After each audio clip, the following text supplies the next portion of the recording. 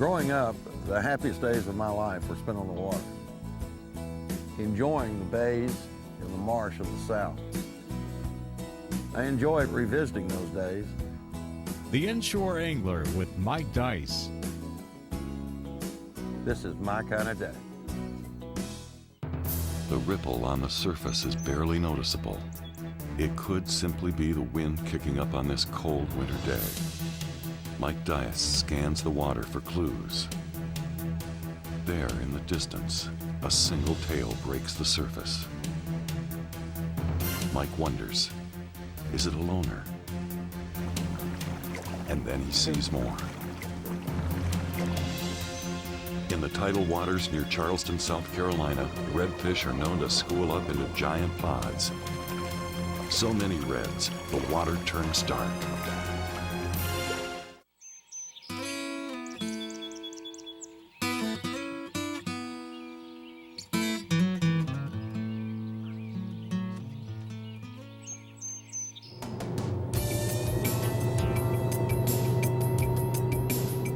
Racing across the water is numbing this January morning. The sun has yet to warm the frigid air, and it blasts through Mike and Ben Alderman like an Arctic hurricane. Mike has heard about the huge pods of redfish, and a little cold air isn't going to stop him. Besides, the pods get bigger the colder it gets. Ben, these fish pod up pretty often, don't they? Throughout the entire cold weather season, they'll stay warmed up, stay together to keep warm on the flats. Whenever the sun gets up,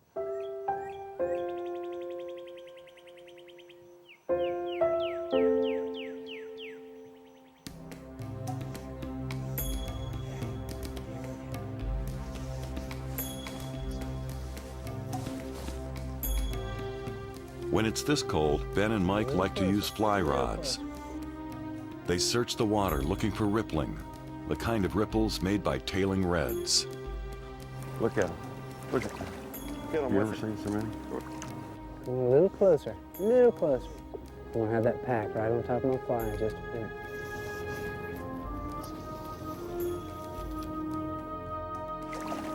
They're everywhere in here and they won't eat. Then we'll see if we can make it look real enough to eat. Here they come. It's so cold, the water temperature's 39 degrees, and they won't hit anything.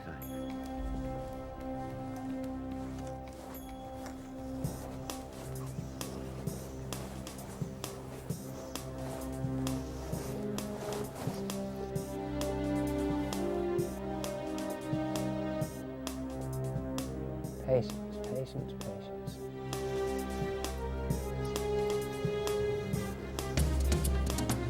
There he is. He wouldn't hit anything that was fast, but he'd hit that little bitty fly. It was a school. There must have been, what, 50, 60 in there. And the thing about it is, he didn't even really hit it. Just kind of sucked it down. Look at this guy. Beautiful fish.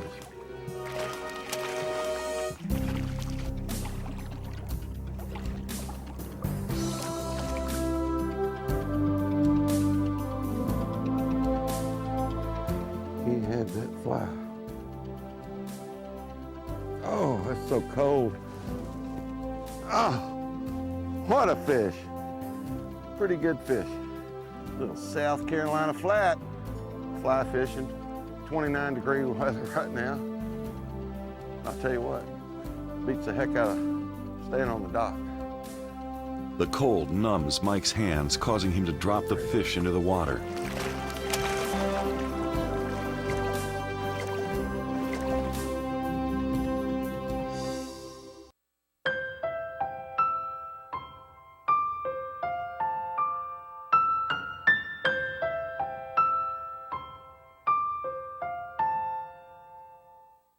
These waters are where Ben Alderman has fished for 12 years. He's a well-rounded angler who matches the techniques to the conditions. flies definitely have a place where they work better than anything else. Certain instances where fish are extra spooky or moving extra slow, or you have to get it into a really tight place with that and not really sink real fast, a fly is the only thing that's going to do that. He ties some of his own flies, just a few, and only for the fun of it. You tie them with sparse materials, and you'd be surprised how much this really looks like a minnow in the water.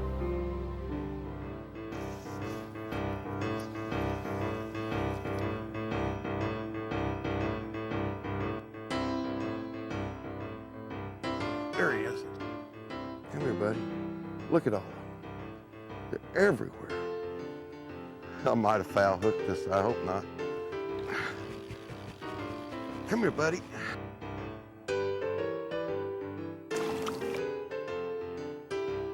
He was foul hooked anyway. Ben pulls them along the flat. Mike and Ben follow a giant pod of redfish throughout the morning. Two very cold anglers on the trail of a massive pod of tailing reds. But as the day warms, the reds make a move. When Inshore Angler continues.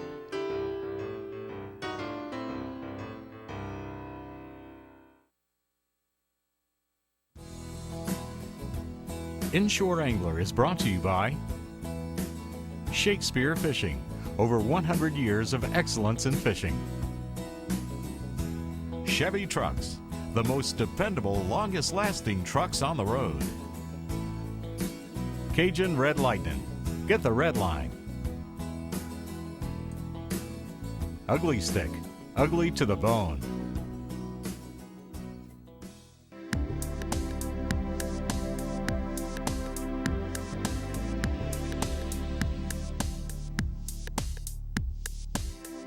Mike and Ben are successful finding a huge pot of reds early.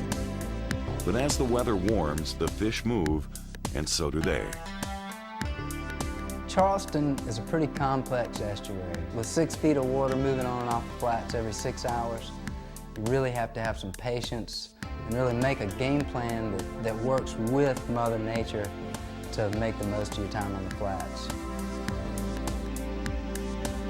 We have a lot of clear water flats, a lot of vast mud flats with clean water washing in and out of them, and a really vibrant fishery full of mainly big schools of redfish. I believe Charleston's red fishery is as good as about anybody's. The numbers of juvenile fish rivals any time I've been here in Charleston. That's about 10 or 12 years. The new limits and new laws has really, in short order, made the fishery come back strong.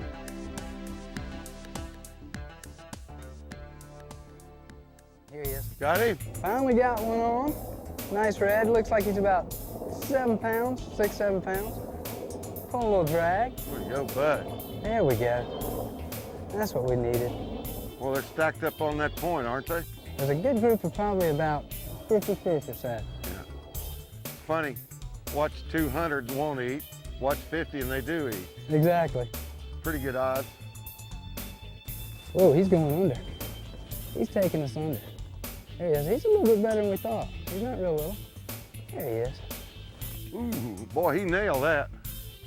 Depending on the time of the year and the water clarity, we'll either fly fish, a spin fish, or use bait, just depending on what the fish are eating. We try to match the hatch. If they're eating minnows or if they're eating a piece of mullet, if it takes a chunk of crab, we're gonna imitate minnows and crabs or mullet or whatever it takes. Ate a chunk of mullet. Whatever works. Absolutely. Whatever works. Got 2 on one side, and this fish had a run-in with a dolphin sometime in his lifetime. See that? Think that's what that is? Absolutely. When he was younger, he got about halfway caught up his body, and he managed to survive. I'll be darned. Spit him out. Absolutely.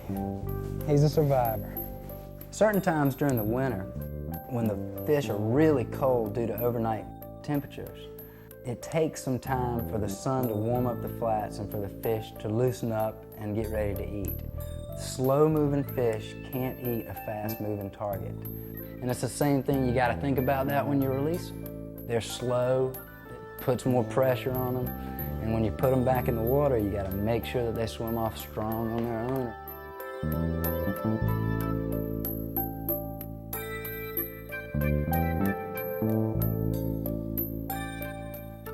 The most unique thing that I noticed about South Carolina as far as pinpointing redfish were these drastic tides.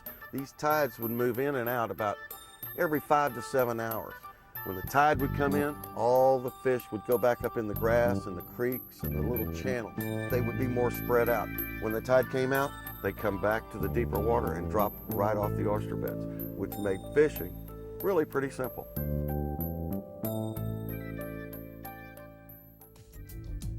There he is. There he is. That's a better fish. No, I love a little A guy. little better fish, isn't he? Yeah, maybe. Come here, buddy. They've been right on top of it. Oh, it's all right. He's pulling like he's a big boy, like a big fella. He's 3 or 4 pounds. Better than a sharp stick in the eye. Exactly. Come here, buddy. Oh, got alive. Come alive. That water temperature has Yeah. gone up 10 full degrees since we've been out, and it's going to start to make a difference. They are. Oh, he's not ready. Look at that He's a beautiful. little bit bigger. Ooh, beautiful baby. Probably a 5-pounder. Yeah, but God, aren't they Ooh, gorgeous? going up under. Gorgeous. Just gorgeous fish. Come here, little buddy. Oh, man. Wonderful. Just wonderful. Got some bogas? Yeah, we sure do. And he ate it. Even with Yes, this he one. did. He sure did eat it. Way to go, bud. But we can get that. We can get that, baby. I want to catch another one. Me too. In my heart, I want to catch another one. That's why we fish. Right up in there. Right up in the top back. What do you think? 5.5 pounds. 5.5 specimen. pounds. They're going to say 3 or 4. 5.5 pounds, I promise. The boga doesn't lie. The boga, though, I tell you what, a lot of fish, I mean, my clients get big fish. They'll catch a 12-pounder, and they think it's 20 pounds. Oh, sure. And they think that just because they've never caught a fish that Right. big and that strong. One of the things that's universal about this bay fishing and this flats fishing is that each one has its own unique habitat or cover for these fish in which these fish stage on. There were so many immense oyster beds in saltgrass mud flats, which is probably the greatest place in the world for a redfish to live.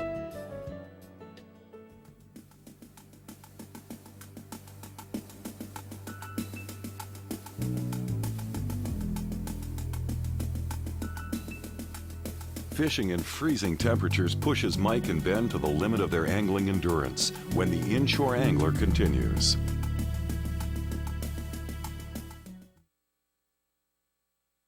In the Field with Mike Dyess is brought to you by Ugly Stick, ugly to the bone. Fishing reels all have very similar functions.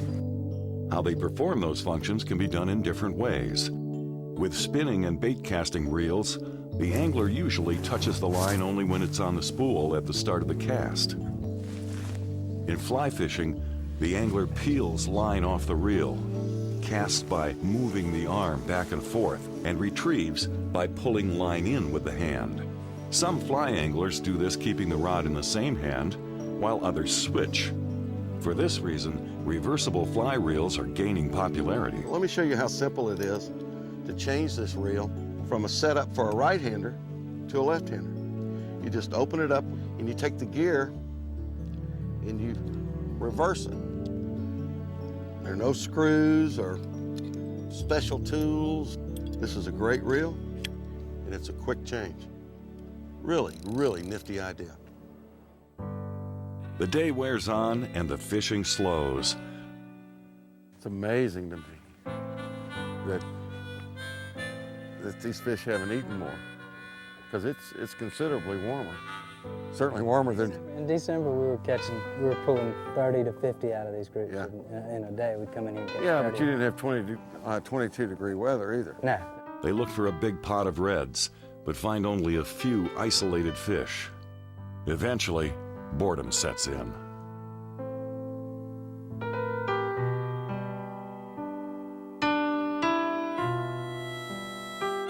500 miles of shoreline, and you stop where the bobber is. I wonder why. Because it was moving on its own, and they don't normally swim around. I can't believe that a guide has to put a float on a fish so he can come back and catch them the next day. Do that on purpose. Well, it works, you know. Ben pulls a bobber and chain out of the water, and they return to fishing. Fishing is slow. They try spoons, plastics, and cut bait, switching often. Discarded on the bottom of the boat is an olive clouser, the bait Ben always goes to when fish are spotted. That's slick as fish, isn't it? Yeah, it is. It's a whole group of fish moving together in a dark line like a train. Here he is, a little 3-pounder, 4-pounder maybe. Olive clouser. The fly that I caught my first redfish on here in Charleston about 10 years ago. The same exact fly as the one we use today when we're trying to fool them with something really realistic. Looks like a little mud minnow or any kind of little bait fish they got around here. There he comes. There he is. Very nice. Like 4 pounds, I'd say. Not too bad. And he ate the clouser minnow, just like we like to see him do.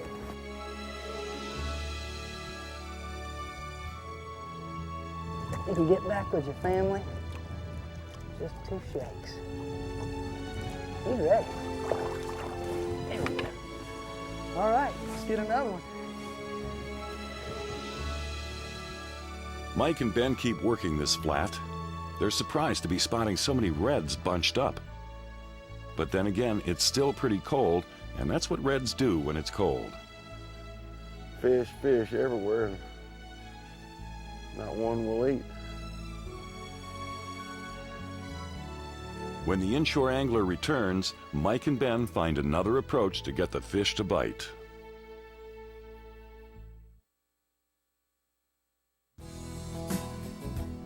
Inshore Angler is brought to you by Shakespeare Fishing, over 100 years of excellence in fishing. Chevy Trucks, the most dependable, longest-lasting trucks on the road. Cajun Red Lightning, get the red line. Ugly Stick, ugly to the bone.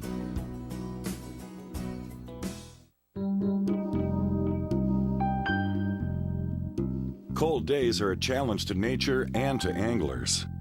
For Mike and Ben, fishing different baits slow is the key.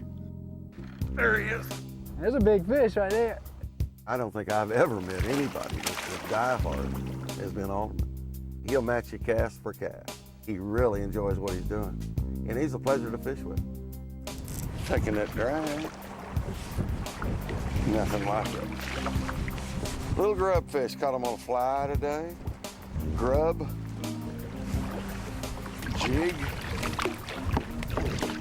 I had a great time fishing with Mike.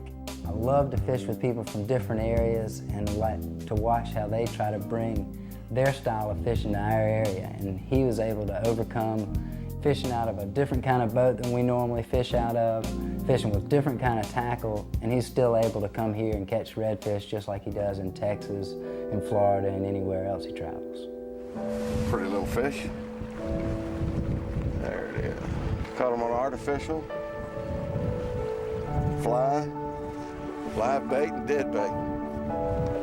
Hey, yeah, it's fantastic. The day ends. The sun begins to drop, and so does the temperature. For Mike and Ben, it's time to go home. Home to a hot shower and a warm cup of anything.